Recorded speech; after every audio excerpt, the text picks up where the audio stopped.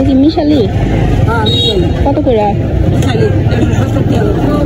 আজকের রান্না সরাসরি বাজার থেকে কিনে আনা পাঁচমিশালি মাছের হাতে মাখা চচ্চড়ি। পুরোটা ভিডিও দেখবেন, আশা করছি ভালো লাগবে। আসসালামু আলাইকুম, কেমন আছেন আপনারা সবাই? নতুন একটি ভিডিও নিয়ে এসেছি। আমার কাছে একদম ডেইলি ব্লগসের চেয়ে মনে হয় এরকম ছোট ছোট রেসিপিগুলোই আপনারা বেশি পছন্দ করেন, তাই ভাবলাম আজকে আরেকটা নতুন রেসিপি নিয়ে আসি।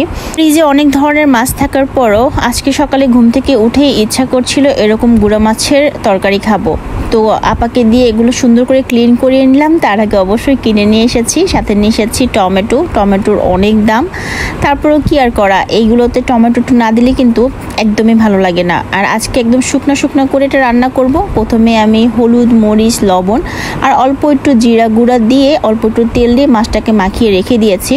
যেহেতু একটু সকালে নিয়ে এসেছিলাম, আপা রেডি করে দিয়ে যাওয়ার পর অনেকটা সময় চলে গেছে এই কারণে। আর এরপরে হচ্ছে আমি একটু টমেটো, কাঁচামরিচ, পেঁয়াজ কেটে নিব।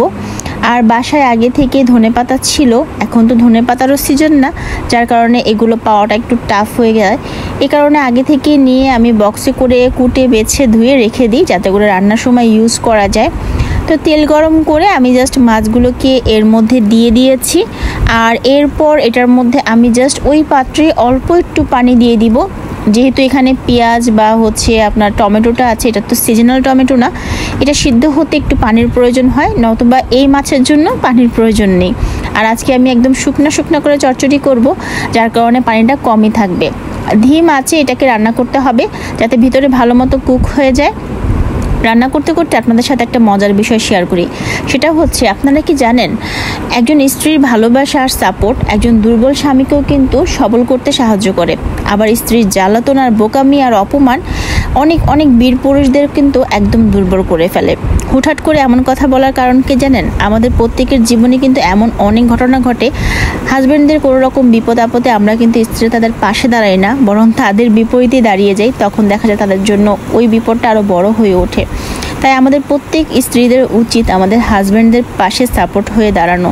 আপনাদের সাথে কথা বলতেই আমি হচ্ছে রান্না করে ফেলেছি। আর এইতে দেখেন কি সুন্দর লাগছে। আমি চেষ্টা করেছি মাছগুলো যাতে আস্তে থাকে। দেখেছিলেন তো কেনার সময় মাছগুলো একটু নরম হয়ে গিয়েছিল, যার কারণে আমার এটা ট্রাই ছিল যে মাছগুলো যাতে আস্তে থাকে। আলহামদুলিল্লাহ রান্নাটা অনেক সুন্দর হয়েছে এবং খেতে তো আলহামদুলিল্লাহ অনেক বেশি টেস্টি হয়েছে। ফেসবুকে একটা পোস্ট সামনে আসাতে আপনাদের সাথে স্বামী স্ত্রীর ব্যাপারটা শেয়ার করা। আজকের এই ভিডিওটা একদম নর্মাল ওয়েতে আমি রান্না করেছি। ভালো লাগলে অবশ্যই লাইক, কমেন্ট, শেয়ার করবেন। এখানে কিন্তু আমি কোনো প্রকার আদা বাটা, রসুন বাটা ইউজ করিনি। ভালো থাকবেন সবাই, আল্লাহ হাফিজ।